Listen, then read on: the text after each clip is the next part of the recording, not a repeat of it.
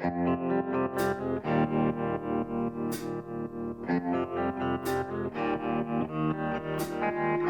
listening to Killcliff's Hazard Ground podcast, with service members from across the military sharing their stories of combat and survival. And now, here's your host, Mark Zinno.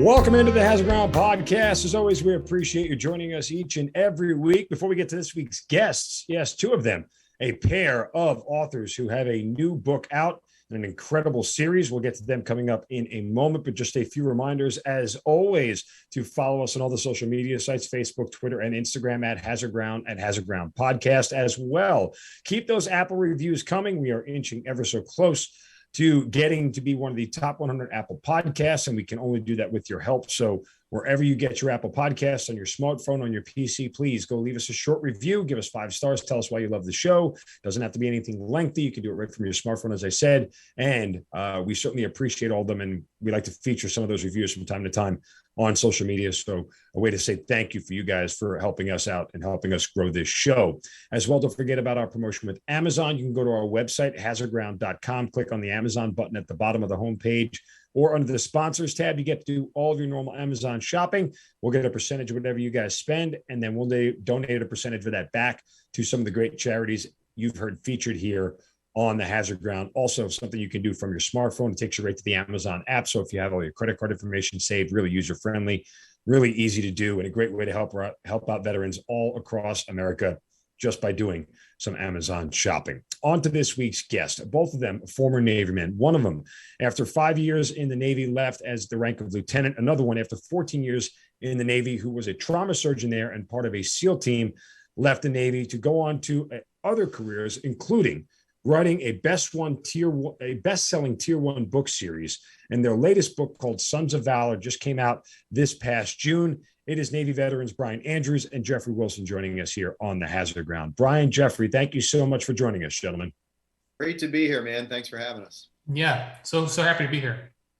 All right, so both of you guys coming from the Navy, and just so the background or everybody understands, the whole book series, it is a multiple of books here that are coming together. Just the latest one that came out, Sons of Valor. Just real quick, give everybody sort of the background on the book series itself. Yeah, sure. Sons of Valor is actually sort of a spin-off series from our Tier 1 series. There's 6 books out in that series. That was sort of where we broke into a high level of success in storytelling. And Sons of Valor is the first book in a new series that shares that same universe. The main character, Chunk Redman, in that was a minor character in our Tier 1 series, and we got so much fan mail about him. They loved him. So when we had the opportunity to spin off this other series, we decided who better to head up the new Tier 1 SEAL team than Chunk Redman, since everybody seemed to love him. So that's the first book in this series, but both series continue to march on. Tier 1 will have its next installment, book 7, next year, and next summer, the second Sons of Valor book will come out. So we always got a lot going on. Yeah, we can relate. I get a ton of fan mail at the Hazard Ground, except sort of the exact opposite. So we have that in common. Anyway. So let's start back at the beginning. Now, were you guys serving concurrently when you first started? Did you meet that way through the Navy? No, we didn't meet through the Navy. We were serving in different communities. So I was in the submarine community. I was a submarine officer on a fast attack submarine, and Jeff is a combat surgeon. So we're very different communities, but doing sort of interesting analogous type of missions, in the sense that we're both on the what you might call the pointy tip of the spear.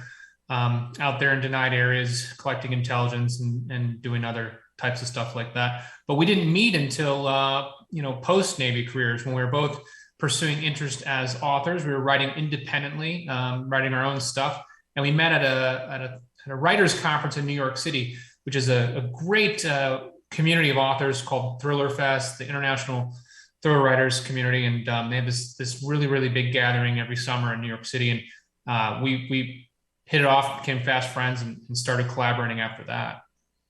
Well, Brian, for you, let's start with the beginning of your career and how and why you got in the Navy. Yeah, so I was an ROTC scholarship guy. And I want to tout that program for all of you out there who are listening, maybe thinking about how am I going to pay for college? It's getting so expensive these days, right? And there's this fantastic program, ROTC scholarship, where each of the branches of the service have their own programs. I was Navy. So if you win the scholarship, you go to the university of your choice and they pay for your college tuition. In exchange, you pay back with service. And I think this is a great model for a couple of reasons. Number one, when you graduate from college, you have zero debt. So instead of being saddled with this massive burden of debt that you're going to be paying down for the rest of your life with student loans, you graduate debt-free from universities. That's fantastic. Number two, you're given a commission in the Navy, in my case, or Air Force or Army or Marines. And you, right at 22 years old, you're stepping into the military with an incredible amount of responsibility. I mean, here I was, 23-year-old, and they're letting me drive around a $6.5 billion submarine. I mean, what other place in the world can you be given that sort of opportunity at such a young age? And then the last thing is, these leadership skills, the ability to when you're put in that position of responsibility, not just from a technical standpoint, but also from a leadership and management standpoint. If you decide not to make the military your career, when you come out after 5 years of service, I had more management and leadership training than many of my peers would have, for the next 10 to 15 years, having the folks that were working for me in the situations that I was in. So it really, really is a great program. And I just want to encourage folks to pursue those ROTC scholarships if you can. I am a product of ROTC, so I can echo those same thoughts. It is always a little bit curious when you get older and look back on life that the military and the government decides to give a 21-year-old drunk college kid all the responsibility in the world of equipment and everything else that could only go badly. But again, we digress. It is an awesome responsibility. I mean, it really, I say that tongue in cheek and I joke around, but right. Myself and my producer, Matt, we were lieutenants together and we were on active duty together. And it is, when we think back to some of the dumb stuff we did as 22-year-old kids, and they're like, yeah, but here are all these people, all this equipment in these lives, and please go care for them. So, better heads take over, right? I mean, right. That responsibility is actually something at that age that, as much as dumb things can happen, it keeps you on the straight and narrow. Like it really does. It gives you a sense of purpose. And anybody worth their salt as an individual doesn't take that responsibility lightly, especially now in the global war on terror scenario where, lives literally on the line.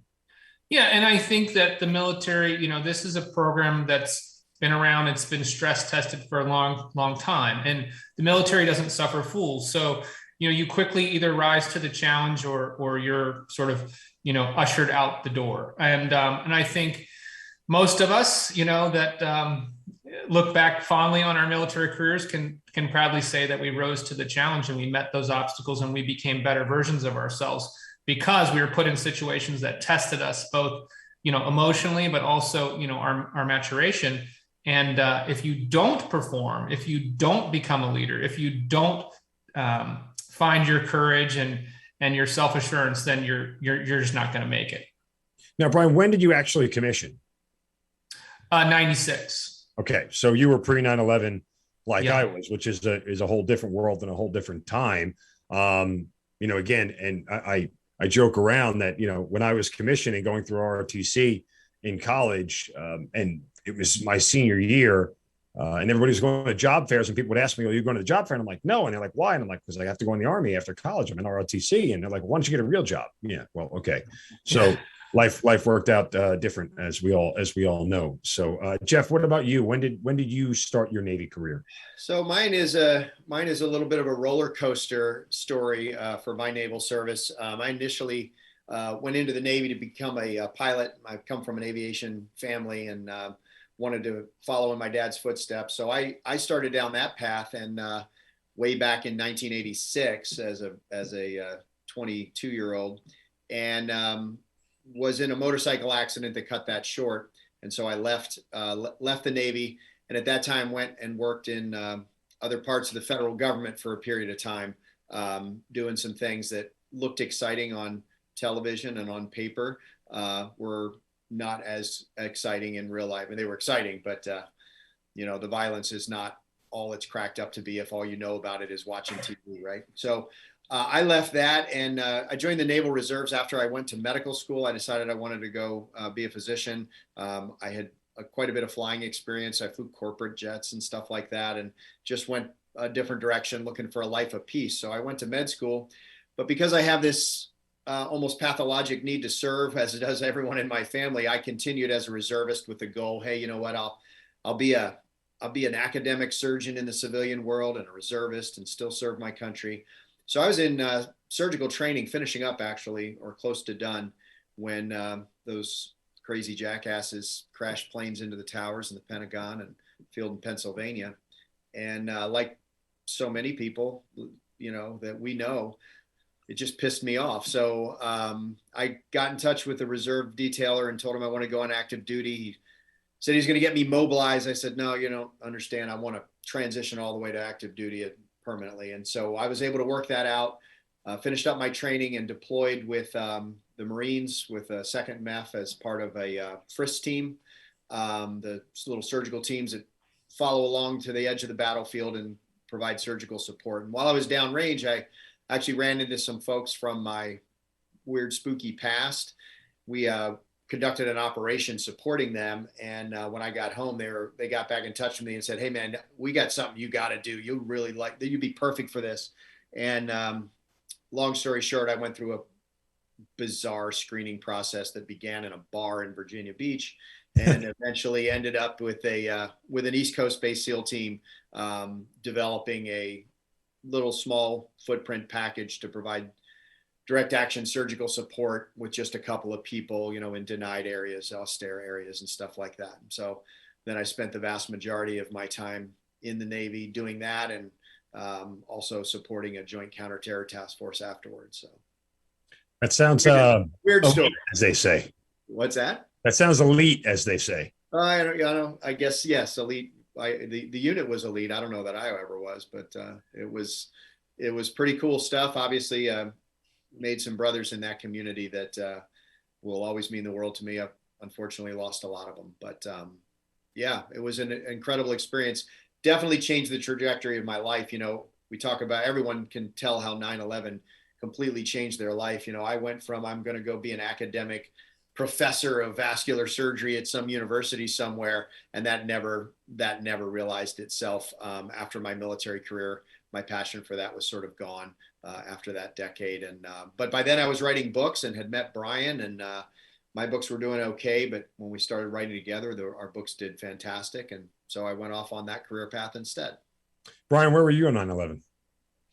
Yeah, so I had actually separated from the Navy in June of that year, and I was in business school. Yeah, so I was in business school. I remember sitting in my wife and I were studying. Actually, she was a business school student at the same time. We were studying, and the emails came out, at the school on the student circuit. Everybody turn on the TV now. You guys got to see what's happening in New York.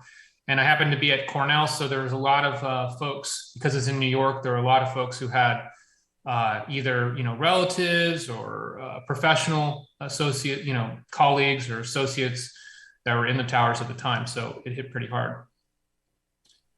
Yeah. So with your career being done at that point in time, did you have any desire sort of to reverse course like Jeff did? The thought did cross my mind, and I wrestled with that throughout the year. I think for me, what I decided at the time was that, I was there on a leadership, Park Leadership Fellow program representing the armed forces. Really, I looked at my role in that program as, hey, I'm one of the few handful of naval officers that's ever been in this program. And I have a role to play, which is to, bring my experience and everything that I represent from my naval service into the program. And as a submarine officer, that's not a community that you just simply sort of jump back into, so to speak. Does that make sense? Like the ships are on very rigid rotations, and it's not like I could have called up the detailer and said, hey, stick me back on a boat. I want to be in the front lines. So I don't know how that would have worked out. Maybe I could have done that, but that wasn't the path that I chose at the time. Jeff, I'd like to go back to you for a minute.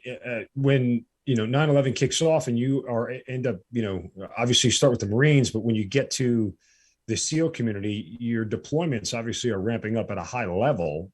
So kind of what are we talking about? How many deployments did you have over the course of the remaining part of your Navy career? Yeah, it's a strange community, and the unit I was with is a little bit stranger still. So the deployment cycle is sort of continuous, and you're sitting these 0300 packages at one time, and then you're downrange another time. So it sounds like I'm being vague, but it sort of depends on how you define a deployment, right? I mean, this was a unit that would go off and do some very short fuse, short timeline things.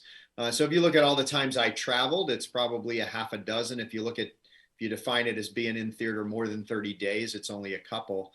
And then when I left that particular unit and went into a broader community, then it's even more blurry. So over that 10 years, I was in Iraq a couple of times. I was in Afghanistan a couple of times, and I was in a couple other areas of that region of the world 2 or 3 times beyond that.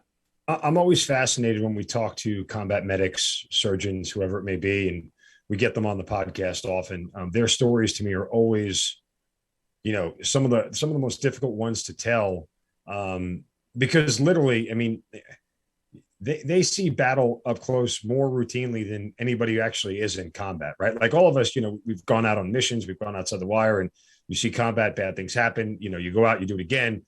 But there's generally a finite number. When you are in that community, saving lives is a almost 7-day-a-week job.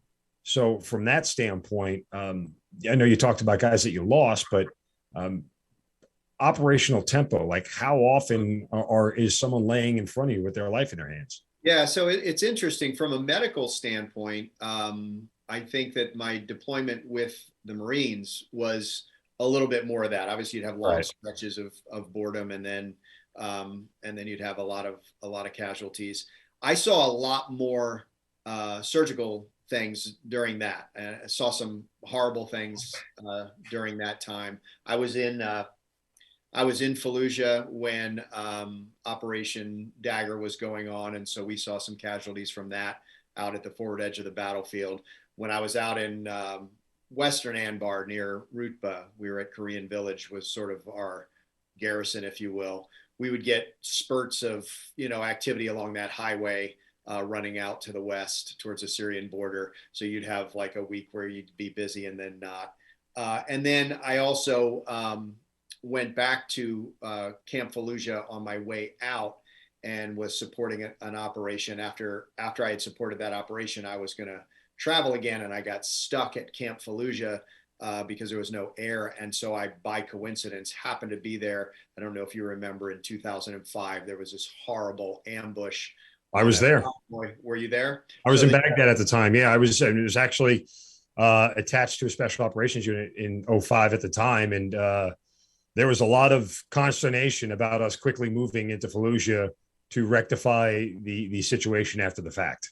Yeah, so I was there when it happened, and for those that aren't familiar with it, there were women from the Marine unit that were assigned to these checkpoints. There was a all volunteer thing, and they would travel out to checkpoints as doing the right thing, a courtesy. So because of the culture, men frisking women was not acceptable, and so these women volunteered for this dangerous job.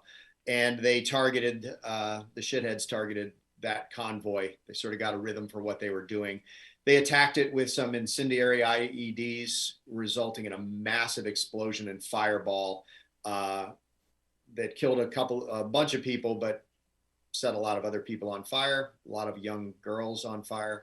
And then the snipers started popping people there. So I happened to be there when I heard what was coming in. I ran over. It was not my unit or my team, but I offered to help. And so I was there when they brought in all these horribly burned young ladies and Marines that had been shot and burned. And so I don't know how I went down this bunny hole, but if I think of traumatic things that I saw during my service, that night probably weighs against everything else combined. It was absolutely horrible. I can remember talking to those women, the young women that were going out before they went out, because they were there and had passed through. But anyway, so from a surgical standpoint, a medical standpoint, that deployment was where I saw the most of the, I guess you'd call, horrors of war, right?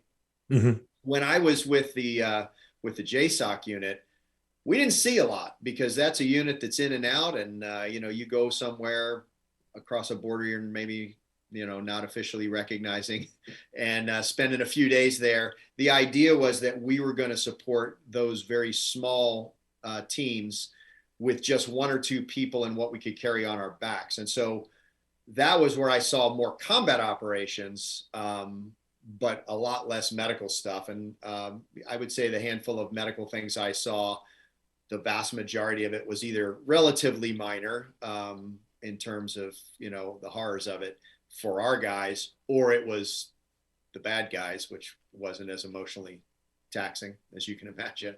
Sure. So a lot less of that kind of stuff during my deployments with the team. So, I mean, how much of that still stays with you from the dealing with trauma patients sort of experience? I mean, it's always every doctor will tell you it's never the ones that they save that they remember. It's the ones that they didn't save that they don't. That ends up sticking with them more than anything. Is there anything about those experiences that's still kind of carrying with you every day? Absolutely. There's, when you see what human beings are capable of doing to other human beings, it changes you in ways that are hard to describe. Whether you saw it as an Army infantry or as a surgeon, you're still seeing these horrible things and wondering how on earth can a human do this to another human. So yeah, those images I definitely carry with me. And then, the loss of teammates you carry with you for different reasons. Maybe didn't see the gory stuff or whatever, but, those guys you become truly, as you become brothers with those people. And so when you lose folks, I was already gone from the unit when Extortion 1-7 happened, but I knew a bunch of those guys, and that was very difficult. Even though I wasn't there, in many ways, that was more difficult than some of the things I saw and did. And then there's the issue of, what could have been there. And I don't know, it's all that's for the shrinks to figure out, I guess. But that stuff, definitely you carry it with you. You carry it with you for a long time. Yeah. Brian, as all this is unfolding and you get deeper into this, I'm just saying, I'll ask the same question again. The urge to go back in right after 9/11 when you were already out. And then, as things continue to go on, you never once wanted to put the hat back on and get into the mix of everything. Oh, sure. I mean, of course you think about that. And then you think, like Jeff said, you think about the other, your brothers that have stayed in and what they're doing. And, I think there's pride in service too. I always felt like I was really good at my job. I was good at driving submarines. And so, yeah, there's days that you think, did I make a mistake? Should I have stayed in? Would I be a better boat skipper than, some of my peers that stayed in? And could I be making a difference? And I mean, I think it's human nature to wrestle with those things. But I also think it's okay too to be proud of the service. And, I always tell people, if I had to do it over again, I would make the same decisions that I made, which is, I made the best decision I thought I could make at the time with the information that I had. And I think a lot of us are plagued with, this idea of, regret's sort of a common word, but it's just, I think we torture ourselves with this hindsight, this idea that, well, now that I know what happened, I should have done X, Y, Z. But I think if we're conscientious and we look at all the information that we have at the time we make our decisions, we shouldn't beat ourselves up for the decisions we made at the time. I think, when I was already in school and the towers came down, in the beginning, people didn't even understand the depth of the situation and what was going on. It took years before this whole thing evolved to what it did. So it's always an evolution. And I think I could have come back and I probably would have been a good boat skipper, but that wasn't the path that I took. And I got to wonder too, like if I was in that community, I think the desire to move back in would have been, I probably would have made the same decision as you, Brian. Just because it wasn't that war, right? The war that you had trained for wasn't the war we were in. Right. Like we weren't sneaking up on anybody in 688 class fast attack boats, right? I mean, it was so I would have struggled, I think, with the idea of, okay, well, I could go back in. I feel this patriotic passion, but what am I contributing? Like what would I be doing? As a surgeon, I can say, well, I got to go patch guys up or whatever. Or if you're an operator, or you're a pilot, or something like that. If you're a surface warfare, especially in the submarine community, that must have been part of it, right? You're like, yeah, I mean, I come can back in and go float off in the Pacific in a 688 class. What the hell am I doing for this particular war? Well, and I appreciate that comment, because I think that's true. If I really think about it, the odds that my particular boat would have been the one providing like Tomahawk support in the Persian Gulf or something is like 5%. I mean, most likely, like you said, Jeff, we would have continued this. The type of boat that I was on, the type of missions that we did, covered a very wide spectrum of activities. And, Tomahawk support to the ground-based troopers, like that's just one little piece of our mission package, right? So, and there's probably only one or two boats over there at any given time. The rest of the submarines are out doing all the other sneaky things that submarines do that nobody's paying attention to. So, yeah, Crimson Tide, still one of my favorite flicks. That was you, I guess, right? Yeah, Sans the dog. No dogs on board. Jeff, tell me about what led you to ultimately leave the military, especially after 14 years. I mean, most people at that point are just staring at the finish line to 20, but you decide to end it.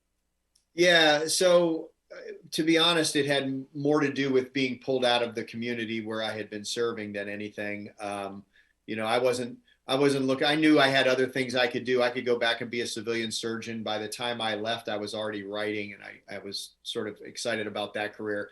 Had I been able to stay in the community that I had been working and serving in for so long, I don't know, I probably would have stayed in indefinitely, although that would have been a horrible family decision. The stress of that community and that decade on my wife, on my kids, that was a real thing. It was very measurable, but I wasn't measuring it. You know what I mean? Like, and you can relate to this.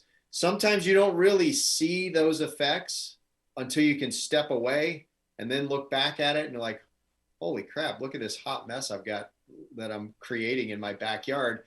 But you're so focused on what you're doing that you don't see it. So I'm very glad that it happened when it happened. I'm not sure what would have been the future for my family had I gone long. That wasn't the reason that I left. I left because they no longer wanted me in that community. They wanted me to go check some boxes and, I don't know, run a hospital. I don't know what they wanted me to do. They wanted me to do some medical thing, like be some grown up. Kind of what you initially thought you were going to do, right? Like right, exactly. They wanted me to be an adult doctor. I was like, well, I don't even know. How can I even know how to do that anymore? So it became a pretty easy decision. 6 years. Yeah, I could have made it to a retirement that would have represented a rather small percentage of what I make a year right now, writing novels with my best friend, which is a hell of a lot more fun. So, but I get it. Yeah. I've never given the number of years of service and had people go, 14 years. What are you, an idiot? Like you're almost there. But for me, it was really about the job rather than the, career or whatever. Well, apparently you haven't been brainwashed like the rest of us that 20 is the mark that we all need to attain to, right? I mean, you were impervious to that whole ideology, especially now with, everybody in the military resigning their commission nowadays because it's the grandstanding passe things to do. Yeah. Over things that frankly aren't worth resigning over, but different discussion for a different day. Right. I digress. So we talked about how you guys met earlier. Kind of give me more of the background and the details. Jeff, you had just left the Navy, and Brian, you were already in the author realm at that point. Yeah, the author realm was something I sort of stuck my toe into. I had been doing some entrepreneurial things. I had a small business that was up and running and doing well. And quite frankly, I'm going to be honest with all you aspiring authors out there. If you don't have a little war chest of money that you've saved and made from some other occupation, then you're taking a very big risk getting into the writing business, because it is a very difficult and challenging industry to make a living in. So most writers find that when they start off and they get published, even if you get published with a traditional house, you get an agent, you get published with a traditional house, the money is not rolling in like you think. You hear these stories about the authors, the 1 in a million Cinderella story, the guy or girl that got picked up and their book became a New York Times bestseller and they get a 7-figure movie deal. Like, remember, that's like 0.0001% of the rest of the millions of people out there struggling to tell their stories and write books. So it is a long slog, just like anything else. A lot of really smart people trying to do it, very competitive, very crowded space. And so just be prepared for an uphill battle. And that's why I got involved in this conference. I wanted to hear best practices and learn from other people who had been successful. And that's sort of the military ethos is, hey, let's benchmark off of other people that are doing it right. People that have been doing this for years. Why should I come in thinking that I'm an expert when I've never participated in this industry at all? So this community of thriller writers really embraces almost a military ethos, very fraternal. Hey, let's help each other. We'll share best practices. We'll help lift you up and get you into the business. And I think Jeff came to that same conclusion independently. And then when we met there, oh man, there was quite a synergy for us. As we became friends, like Jeff said, we started thinking, hey, maybe there's an opportunity to take some of these military principles of teamwork, collaboration, mission before self. What if we put those into a writing brand? And that's what we did. Yeah, I think that's what makes us different is, and it's what's probably most interesting to your listeners is that our success as writers is because we come from a military background. I don't mean just like we know how to write the stuff. Like that's part of it too. There's a lot of that going on now. Back in the day when we were kids, those great military thrillers, they were written by people who had never served in the military. And now you've got, Don Bentley out there. You've got Joshua Hood out there. You've got us. You've got Tony Tata's out there. You've got all these people that have real military experience writing in the space. And so it's exciting. But what I'm referring to in the collaborative process with Brian and I is that those lessons you learn, when you're in the military, especially during wartime, that idea of mission before self and team before self, those aren't just words anymore. Like that's how you live your everyday in order to get jobs done. If you're on a nuclear submarine, if you think you're the dude that's driving the submarine and everybody else is just, minor characters in your play, then you're not going to be very successful. And so we both came from backgrounds in the military where it truly was mission and team before self. And like Brian said, we actually had a conversation over drinks one night in New York, like what that would look like if we were to collaborate. And I will be honest, at first I was against it. I've been writing my whole life and I couldn't imagine how you write together. It just didn't make sense. But the idea of using that team mindset, I found that very, very attractive. And I think that our success now, becoming best-selling authors and selling all these books, that's the reason. It's because we were able to do that, put ego aside, have a mission, serve that team, which is the two of us ahead of our personal needs and wants. And I think that's the secret to our success. And that can be applied to any business. After you get out of the military, that's the thing you bring with you the most. You may not be able to find a job as a infantryman or as a helicopter pilot or whatever your military background is, but whatever space you're in, the ability to be a servant leader, to be someone who leads from the front with a compassion and a desire to serve his people and his mission and his team, that is invaluable everywhere. And I think that when people learn that and understand it, that's when they can be truly successful. For us, it was writing, but it applies to everything. Yeah, I'm just curious about at the beginning of the relationship. He stalked me. He was a stalker.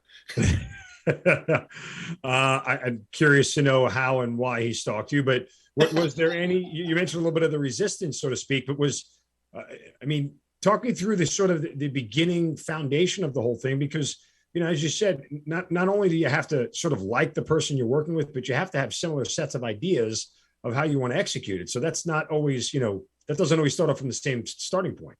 Yeah, that's right. That's right. And that was the key to our success, was that because of our military background, we were able to establish that up front. We were already best friends. We'd met there. We had been friends for 2 years, I think, by the time we had the idea to write together. I had written 3 books. He had 2 out and another one coming. And we were sort of looking at the next project. And it was Brian that said, hey, you've worked in this community with SEALs and I've been in this. So what if we did some books that were like these 2 spaces? And I liked the idea of it. It was just the creative part of it. I didn't see how it would work. But once we settled that, the thing that made it work the most was exactly what you're talking about. Establishing what that's going to look like, right? Having a real conversation. Do you share a business vision? Because it's a business. Do you share, a work ethic? Do you have, the same goals for what this is going to be? If one of us wants to make it a career, the other one wants to make it a hobby, we're going to be in trouble, right? So we had a big, long conversation laying out what those goals, what each individual's responsibilities were. And had we not done that, I can't imagine it would have been successful. I just can't imagine. Brian, what about for you? Oh yeah, no, he's exactly right. You have to have common goals. I think there has to be, a personality match, just like if you're going to be in a long-term partnership, this has to be somebody that you respect, but most importantly, somebody that you trust. Because there's going to be times where you're not micromanaging. I mean, you can't be micromanaging the other person. I mean, let's say I was under the weather today and I had to let Jeff do this podcast without me. I'd have to feel very confident he's going to represent not only his story, but my story and our brand and deliver our message without me having to even blink an eye about it. Same thing with business decisions. What if I'm sick and he's got to negotiate a contract? I have to know that he's looking out for my best interest. So, anytime that you're involved in a business with somebody, that absolute trust is very important. And I also think that, the secondary thing is, we all are high achievers, especially folks that whatever business you're in, if you reach a certain level of success, you're confident in your abilities. And, there's a certain level of ego that comes along with that. Hey, I made it. I know how to do X, Y, Z. I used to drive a submarine, for God's sake, or I used to lead, from the pointy tip of the spear with a bunch of SEALs. Like you have some great accomplishments under your belt. But when you're in a business, when you're in a partnership, you have to find a way to check that ego and put that ego aside. And that can be challenging for a lot of people. And one of the things when we first started, Jeff said is, I think for this to work, as we're 2 authors and we each have our own way of telling stories, if this is going to work, we have to be able to put our ego aside and say, hey, we're going to focus on this book. And this book is what matters, not, you wrote this page, and I came up with that idea, this, that, and the other. So that's really the way that we approach it. And over the years, it's come to really personify our brand, which is when somebody picks up one of our books and they turn to page, 137, they're not going to be able to tell a difference between that page and 20 pages later. It's not going to be like jarring because, oh, this feels like one guy telling a story and this part feels like somebody else. And the reason why that is because we both have given the other author free rein to edit and change and do whatever he feels is necessary to make the story better. And you end up with one seamless voice throughout the book. But you wouldn't have that if it wasn't for the trust and putting the ego aside as we write the story. So essentially your relationship is unlike every marriage in history. Got it. Writing that down. So when you guys get together for the first book, what's it like discussing topic ideas, themes, and things of that nature? I mean, I know you guys had wanted to talk. Obviously, you're writing about special operations community, or at least the Tier 1 series is about that, obviously, right? I mean, but how does the idea, the brainstorming sessions go?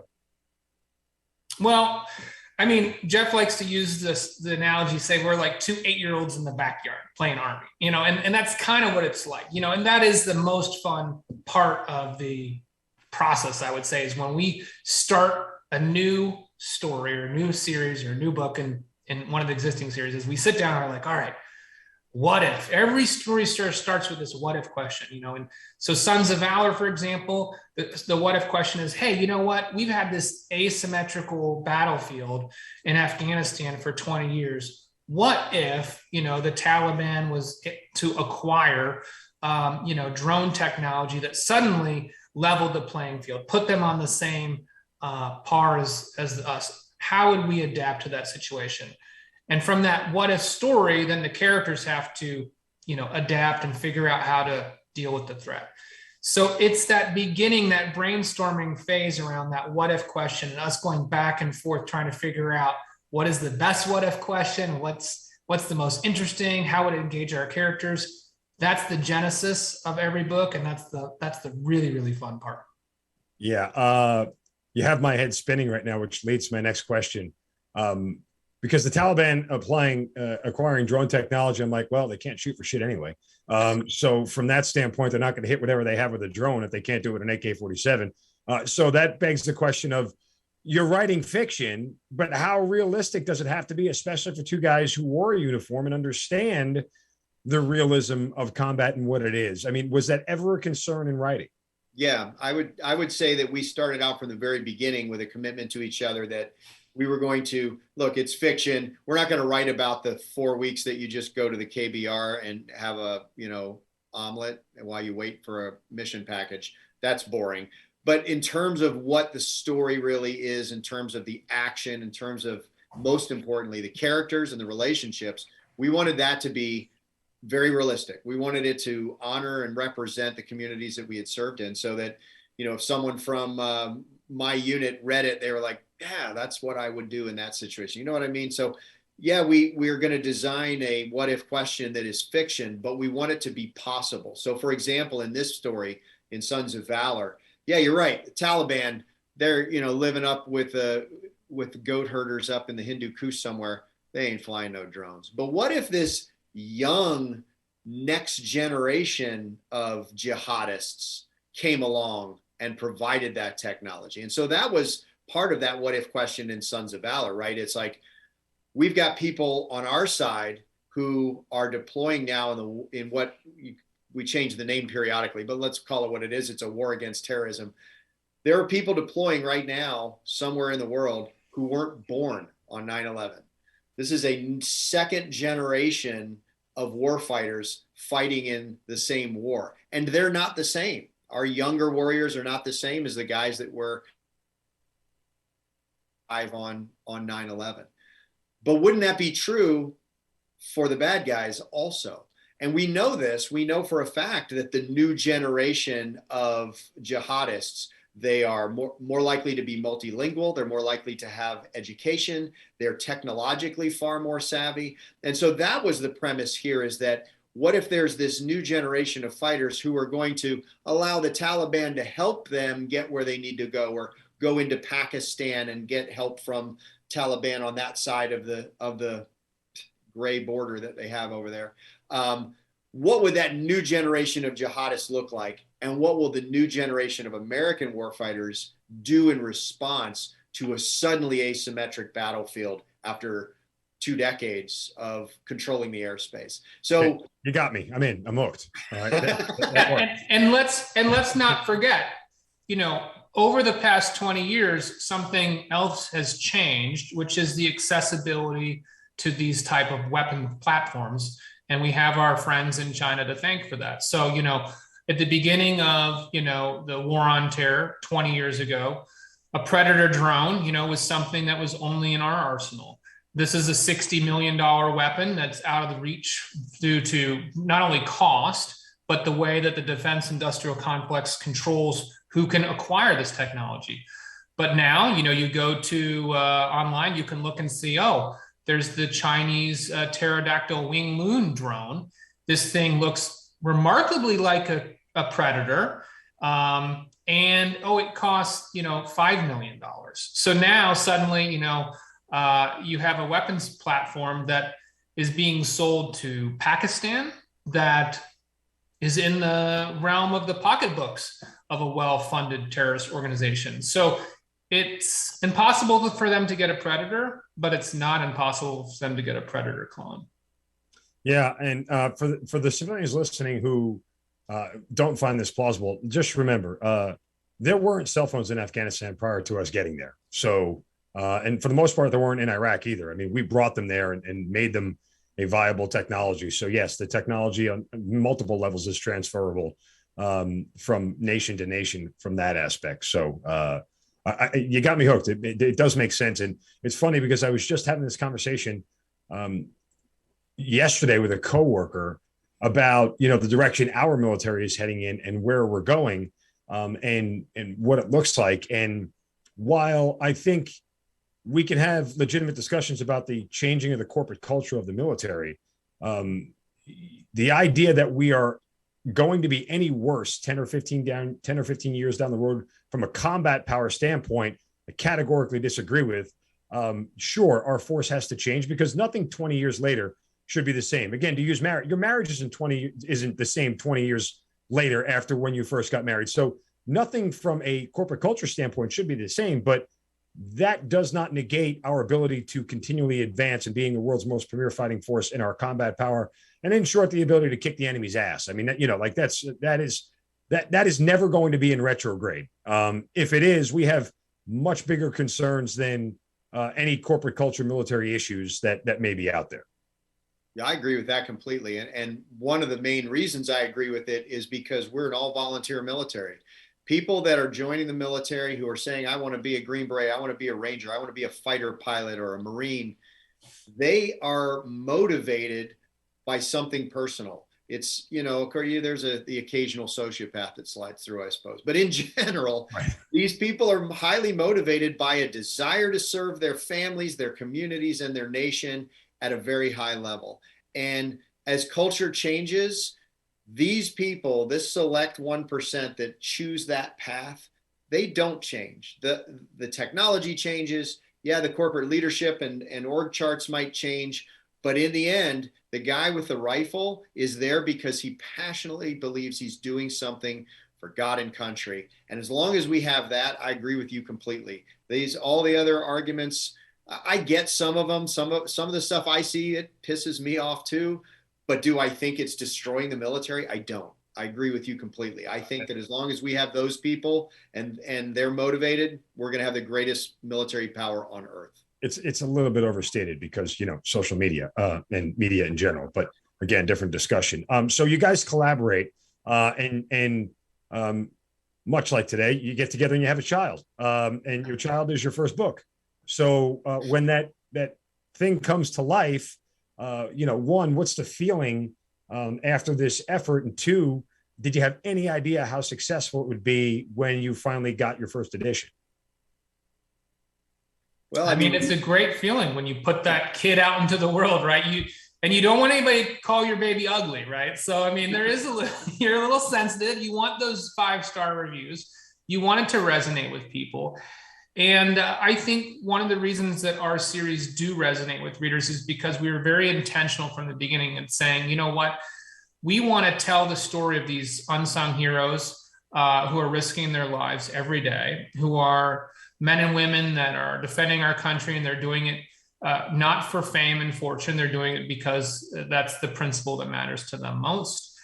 And we also want to do it in a way that for the readers, there's, like Jeff said, 1% of Americans have served. So that means 99% of Americans may not be as familiar with the military culture and the types of things that are going on. And we want these stories to be accessible to everyone. So we tried to take an approach where we write a very politically agnostic series. We don't get into the politics. What we get into is the characters and the sacrifices that they've made, what's going on in their headspace, and how do they deal with conflict. And these type of human stories are accessible to everybody. And yeah, there's a learning curve, but when you show up on a submarine, nobody's holding your hand and taking you around the boat and saying, well, this is what this does, and this is what that does, and micromanaging every minute of your day. You have to figure it out for yourself. And so we kind of give our readers the credit that they can do the same thing. When they pick up Sons of Valor, the book opens with an infill, a mission with the SEALs, and you're right there with them. You're right there finning in with Chunk and his team, and you feel like you're with this SEAL team as they board the ship and take this vessel. And so we give our readers credit that they're going to be able to handle that, and they're going to enjoy it. And it turns out they do. Jeff? Yeah, thank goodness they do, because, I've got 4 children and mortgage and all that. But yeah, no, I think 4 children. 4 like human children. I like what you said because we've used that before. The idea that that's your child, and when you come down to that collaborative thing we were talking about before, that's exactly right. Wendy and I don't divide up the kids and I'm in charge of the boys and she's in charge of the girls, or more likely I'd be in charge of the ones that are trouble. But, instead it's like our kid. And that's how Brian and I approach these books. This is our kid and we want it to do well. But we wanted to start off with the ethos that we described to you before and how we approach the books. And we didn't know. With Tier 1, we didn't know. It was either going to be a big success or everyone's going to go, that's terrible. We're blessed that it was a big success. But I think the reason is what Brian said. It's because people like the stories. They, especially right now, they consider these people heroes and they want to see what they're really like. They don't want that Superman type superhero character. They want a guy who's got difficulties and flaws and relationships and stuff like that. And that's what we try to write, instead of that invincible bulletproof guy that goes in by himself, right? Flies the helicopter in, gets out, kills all the bad guys, rescues the girl, flies back. And we don't have any of that. We have team oriented, everybody has their important mission or important job on the mission, and the relationships matter. And I think that's why we've been successful. I think that resonates with people. They like to see characters portrayed as they really exist in real world. Yeah, what you just described about the hero thing, essentially the Hurt Locker, which is why it sucked. Right. Discussion for another different day. What's harder, writing your first book and making it a success, or your second book, the follow-up book, and making it a success? I mean, anybody can make a pretty baby once. Making two of them in a row ain't that easy. Yeah, that's a different stress, isn't it? You're exactly right. And usually, readers will, if they love the first book, they demand a good second book. If you can get two of them out, they'll give you a pass on one. Maybe book 3, maybe book 4 isn't as good. But you better make sure that second book is even better than the first if you want to grow the brand in the series. So it's funny that you key into stuff like that, man. It's like you've done this, but that was a real stress. I remember when rodeo, Jeff. I'm good at this. I remember when we were writing that book, that was a real thing we talked about all the time. It's like, man, we gotta keep this one tight and sharp. It's got to be better. It can't be as good. It's got to be better, or else we're gonna have attrition. We're gonna peel off these readers, and we're talking about quitting day jobs here. We got to keep this moving. It's a real stress. No, it is. But I assume the creative process for it. In a sense, you can make perfect the enemy of good, right? Yes. It's hard to know what readers are going to react to positively and negatively. As you talked about at the top of the show with that one character who people just wanted to see more of. I don't think you ever wrote that character with the intent of, we're going to make this guy a bigger, grander character down the road. You just sort of got that reaction from people and went with it. So from that standpoint, in trying to make it better, there's a sense you can do too much editing. You can do too much refining, too much trying to make it absolutely perfect. And it ends up becoming more flawed than you realized. No, I like that point, that perfect is the enemy of good. And I think, in the Navy, we used to have this polishing the cannonball expression, how long can you polish something? How shiny does it need to be? And at some point you do reach diminishing marginal returns. And I think we're aware of that. And now that we write 4 series simultaneously, it's more important to us than ever that we're not wasting time.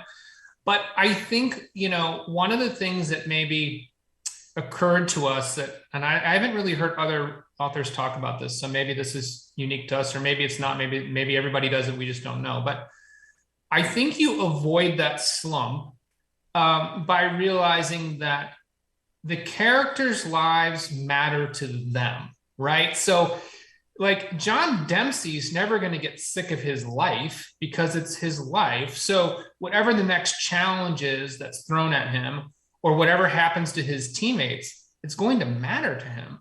And so you think about your own military career as you advance and you change commands or you change missions.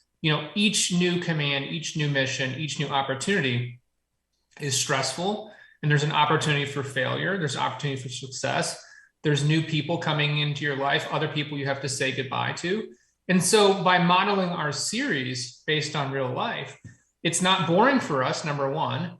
And number two, the characters care about what's going to happen to them. So that's how we've achieved that goal of saying, hey, book 2 is not just us recycling what we did in book 1 in a slightly different way so that it pleases people.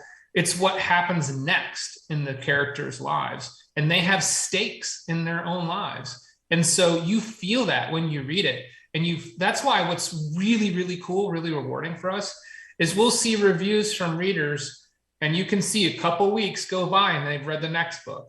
And then their name shows up again. They've read the 3rd book, then the 4th book, then the 5th book, then the 6th book. Then we get an email, when's book 7 coming out? Like, I need to know what happens to these people. And that means we're doing our job. And that makes my day when that happens. How do you guys know when a series is over? Like, again, as you said, people keep requesting more and more. There is always a sense that you did one too many, right? Like there was always a sense where you ever watch those cooking shows, they try to do one more little tweak to make their dish super special. And at the end of the day, it's what gets them kicked off the show, when all you had to do was just keep it simple, stupid. And that was enough to get you on to the next round. So how do you know when a series is over? And you want to end on a high note, right? Nobody wants to go out because that last book sucked. And so, and we haven't, to be honest, ended a series yet. So we're not really sure. I think that the way, to do it is exactly what Brian is saying. When you feel like the story is just told, don't try to force another book out of it because you got another house payment to make. And that's the advantage we have, being able to, there's a lot of writers that get trapped into a series. I think of brave people who have avoided that, like Andrew Gross, who was writing these great series. And it was sort of that formulaic series. I think, how many did he have, Brian? He must have had a dozen out. And he had this idea that he wanted to write this World War II historical thriller. And his agent said, "Oh God, no, please don't do that." And his publisher was like, "No, don't do that. Do the formula, do the thing. We're making money." And he said, "No, this story interests me. I'm going to go write it." And it became a New York Times bestseller. So thank goodness that he did it. But a lot of writers are afraid to do that.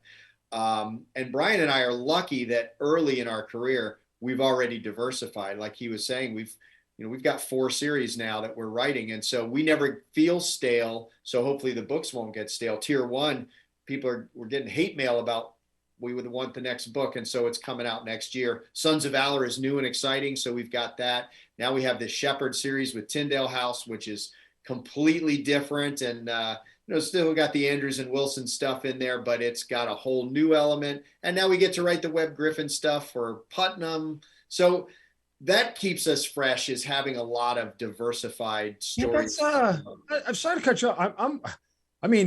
I can't finish a thought without, changing topics. Like, how are you writing so many different things at the same time? That's not confusing?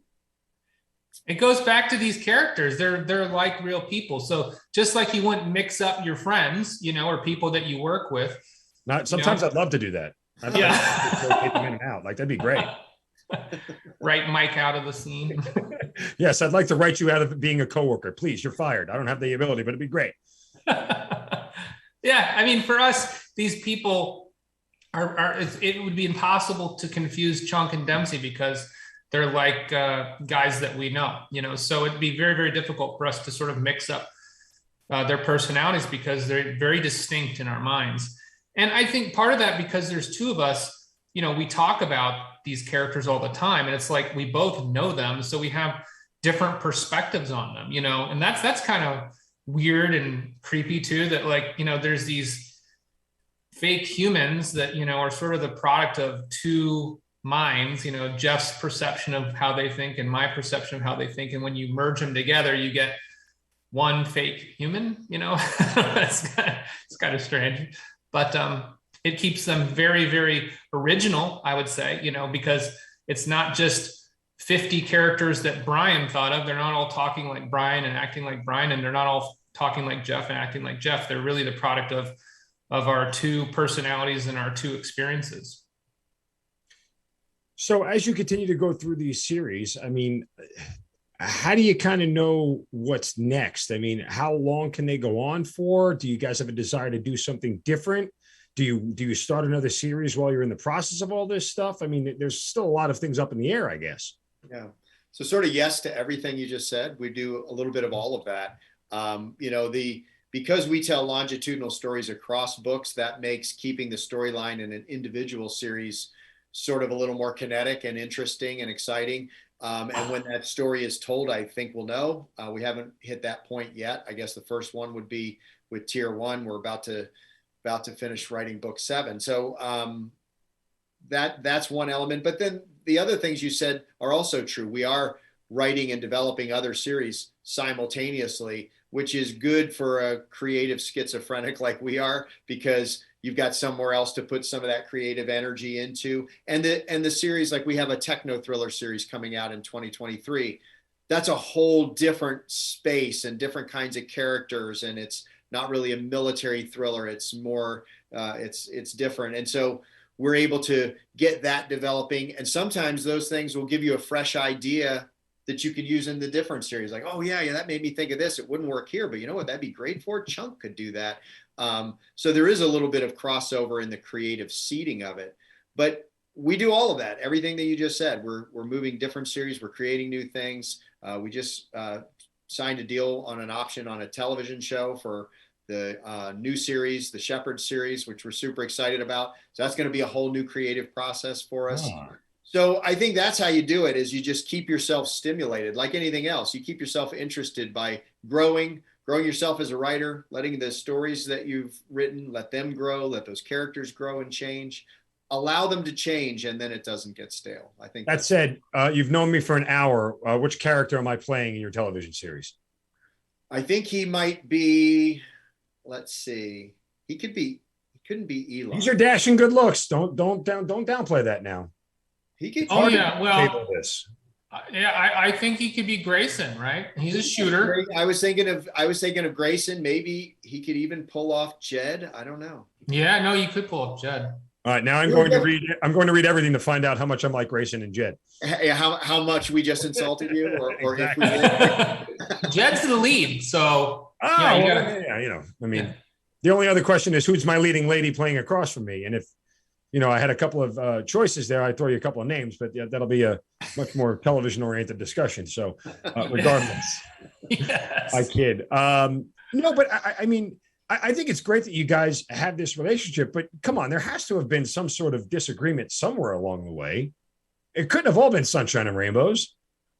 I mean, the only thing that ever was the question was like we said at the beginning, you have to at some point decide if you're going to go all in or not. There's very few people that can jump into this business and make a living from day one. So, we both had our day jobs, and we had to decide at some point, hey, are we willing to sort of bet the farm and both go all in? So that was something that we had to be honest with each other and say, are you ready to do this? And we took our time and we talked about it and we developed a roadmap and we both went all in. But, if Jeff hadn't been willing to go all in or vice versa, we probably wouldn't be having this conversation, because that was a big step for us. And that's when we branched out from doing one series to multiple series. Yeah. Everyone thinks we make it up when we do these interviews. We're always asked, what about when you disagree? What about when you have a fight or whatever? And I can honestly tell you, it's just not really happened. It's not that we haven't disagreed, but that mission before self and that level of trust that you develop, that sort of diffuses those disagreements, because, if I'm like, let's go in this direction, and Brian's like, let's go in this direction, and I sense that he's really got a passion for it, I trust him enough to say, you know what, if you feel that strongly about it, let's give it a try. The other thing is the business we're in, if it doesn't work out, it's not like we can't go back and rewrite it, right? So I think that's one of the ways that we avoid conflict, is the trust, but also the willingness to say, look, it doesn't sound right to me, but if it really does to you, let's do it and see how it turns out. And we can always change course. What's interesting is we've probably done that a dozen times over the last few years and 15 books or whatever. And I can't think of a time that one of us relented and said, okay, let's go your way and see what happens, that we went and changed it back. Generally, you're like, that was right on, man. We would never have ended up in this place if we hadn't done that. So I think that's how you avoid conflict. We just really haven't had fights. Not about this. I mean, I hate it when he makes fun of the way I dress, but the writing stuff. Sometimes we fight over wine, but other than that. Yeah, because you have terrible taste in wine. Right. There you go. Okay, there are worse things to fight over. If you I do want to riff off one thing that Jeff said though, because I think it's important just no matter what business you're in, and it's something that we all sort of get trapped in this paradigm. And we were laughing about it on one book because we had written something that, we said very early on, such and such had to happen. And so we were forcing ourselves to steer the plot to accommodate this one decision we had made very early in the book. And we're going through all these permutations and gyrations, trying to figure out how do we make this work? How do we stick this? And then we started laughing and realized, wait a minute, we wrote it, we can change it. And I think we get so stuck in this sunk cost mentality, or, well, I decided to do X, Y, Z, so I have to, that's the path. I went right at the fork in the road. I'm stuck going right. And it's very empowering if you can say, you know what? I don't have to go right. I can do a U-turn. I can go around, go back, it takes me 30 minutes to do the U-turn, drive around and go ahead. That's a lot better than continuing down the path that you pretty sure is wrong and trying to figure out later how to get back onto the right course. So, that's a lesson that I think has taken me far too many years to learn, which is that, hey, if you mess up or you don't like the decision, very, very rarely is it written in stone and you're stuck with it for the rest of your life. You can always just say, you know what, sunk cost, forget about it. Let's do it the right way. To that end, has there been anything you have written that has gone to print that you didn't realize missed the mark or until after you read it again, or it went, you were already done, you realized it missed the mark, or it just didn't end up the way you thought it was going to be? Did anything fall flat? Well, not yet, but now that you've said that, you've literally condemned us to that happening sometime in the next 12 months. Thanks, Mark. So thanks for that, Mark. That was awesome. Johnny Raincloud, that's me. No, but I mean, is there anything that you thought was going to resonate with readers and it didn't, or anything like that? Well, I have a personal experience. One of the solo books that I wrote was a science fiction book, but there's an element talking about, climate change and the sixth extinction. And I mean, it's become so politically divisive right now,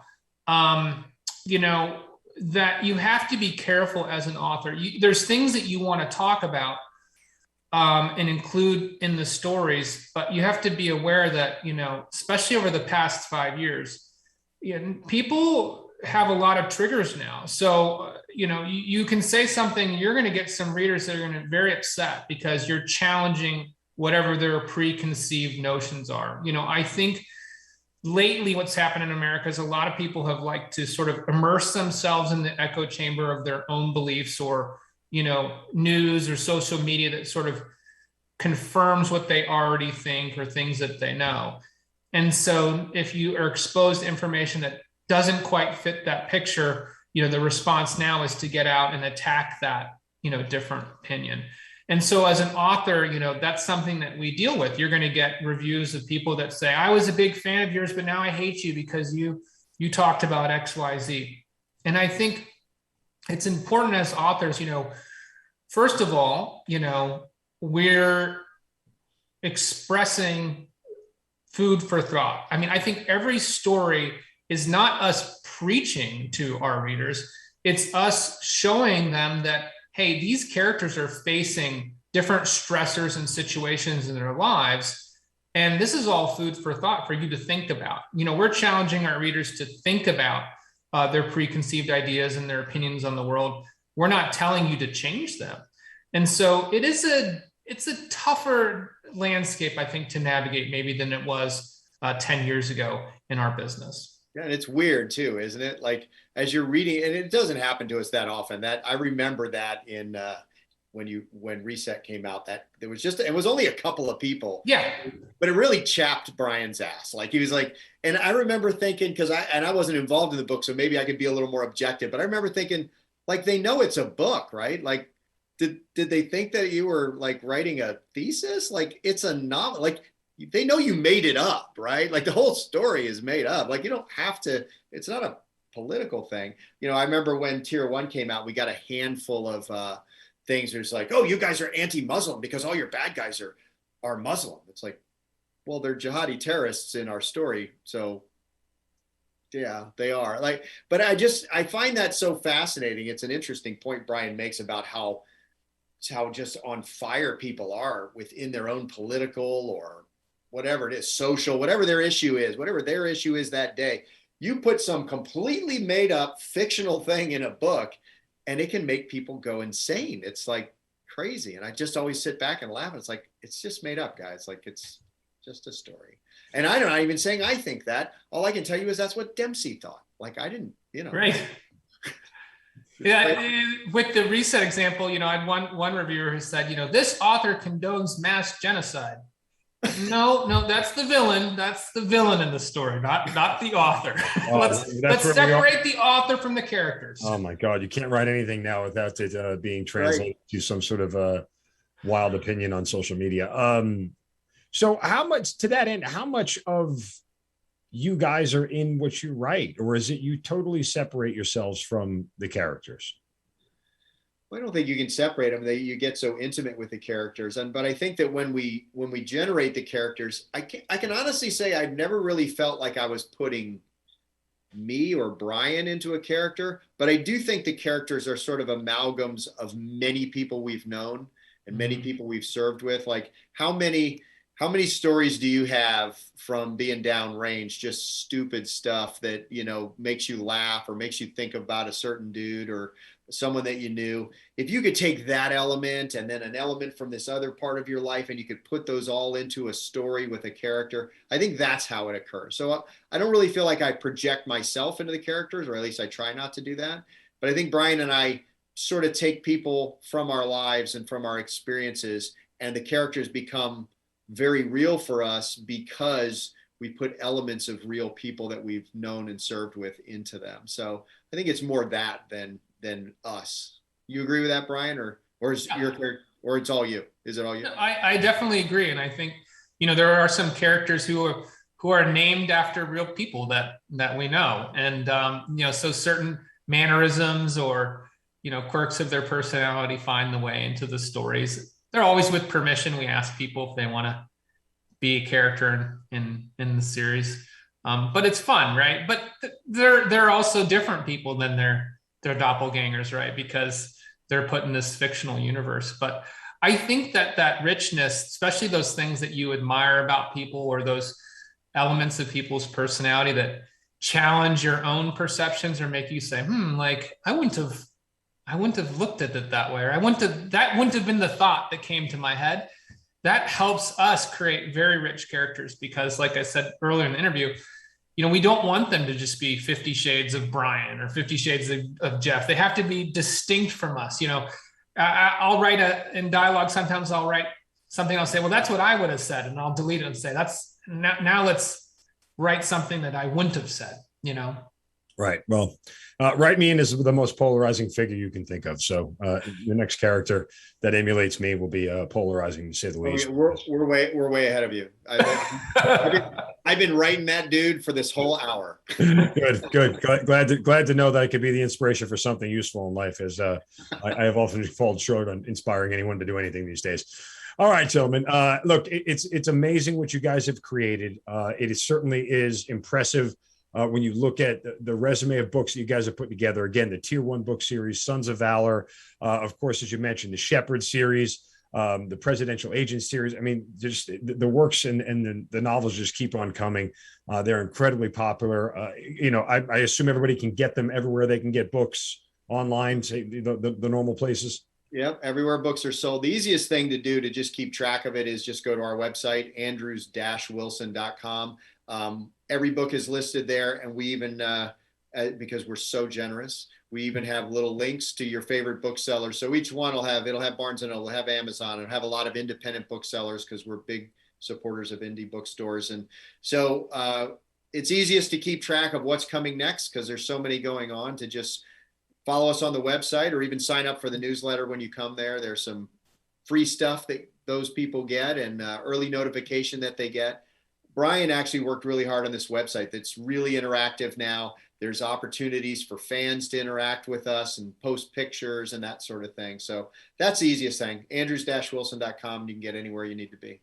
Well, and of course, again, we'll link all of the books that you guys have or directly to your website on hazardground.com so people can find it there as well. But again, I appreciate the story, gentlemen. I mean, clearly, storytellers yourselves. It's been a lot of fun speaking with you both. And certainly it's been a great journey to hear how you guys got from where you were to where you are and all the success in between. So we certainly appreciate you guys spending some time with us. It's a great time, man. Thank you so much for having us. Really good. Yes, thanks for having us on. And be sure to subscribe and follow Hazard Ground. No, thank you very much for the plug. Brian Andrews, Jeffrey Wilson, thank you for being part of the Hazard Ground. Thanks. You've been listening to Kill Cliff's Hazard Ground podcast, hosted by Mark Zeno. If you have an interesting story to tell and you'd like to be on the show, send us an email at producer@hazardground.com. And if you like the show, don't forget to subscribe, rate, and review on Apple Podcasts. Thanks for listening. We'll see you next time.